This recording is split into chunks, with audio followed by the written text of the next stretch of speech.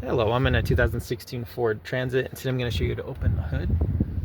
So from here, we'll go down to the driver's side. There should be a lever here that you'll pull, which the pop, if you could hear it, was like a safety release. If there's no tension at all here, you might need to look around behind this plastic and this carpet, make sure everything's attached and tight for the cables.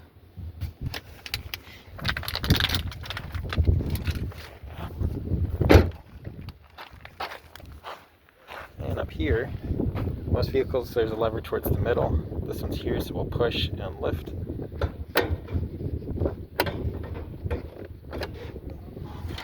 So that's what the top looks like where it was hooked onto. And then here is where that lever is.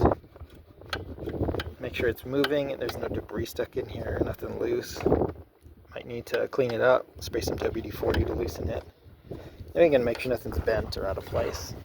Make sure your hood's in proper alignment so it'll close straight. But I hope this was helpful, and I hope you have a wonderful day.